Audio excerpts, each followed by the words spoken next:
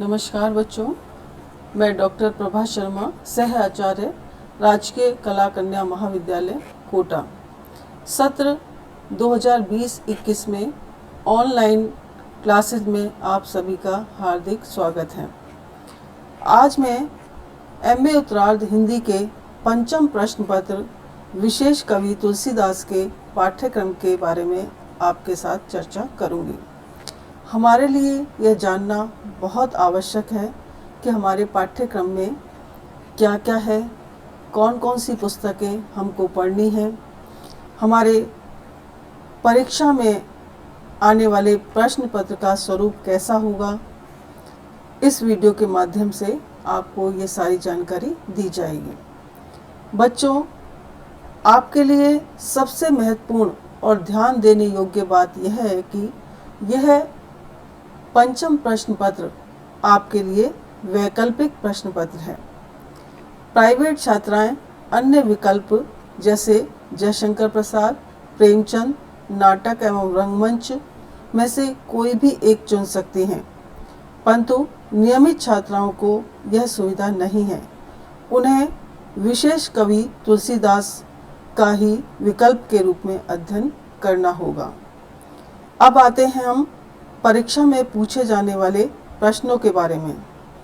तो आपका प्रश्न पत्र 3 खंडों में विभाजित होगा, खंड अ, खंड ब और खंड स।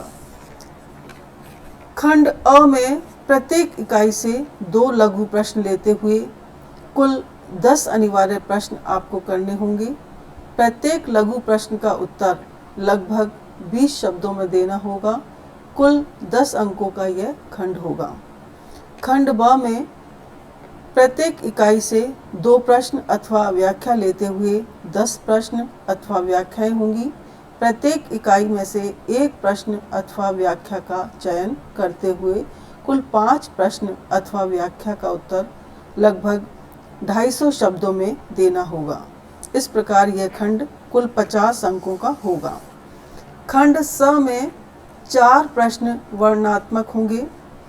प्रश्न के भाग भी हो सकते हैं जो सभी इकाइयों में से दिए जाएंगे, किंतु प्रत्येक इकाई से 1 से अधिक प्रश्न नहीं होगा। 2 प्रश्नों के उत्तर देने होंगे।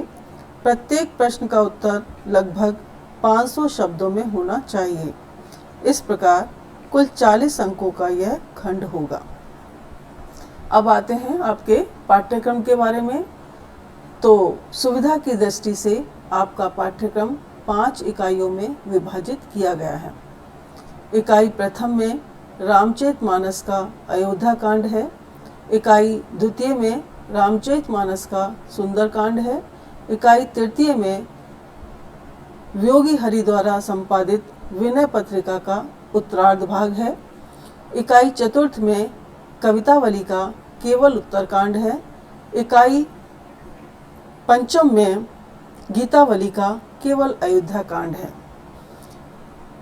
इस सारे पाठ्यक्रम को पढ़ने के लिए और इनके लिए नोट्स बनाने के लिए आपको कुछ सहायक ग्रंथ भी अध्ययन करने होंगे, जैसे कि गोस्वामी तुलसीदास, तुलसीदास और उनका युग, तुलसी प्रेरणा परिवेश और प्रतिफलन, तुलसीदास, तुलसी काव्य मीमांसा, तुलसी के हिये हेरी, लोकवादी तुलसीदास। इन सब पुस्तकों की सहायता से अध्ययन सामग्री एकत्र करने में आपको सुविधा होगी और आप अपने नोट्स अच्छी प्रकार से बना सकेंगे।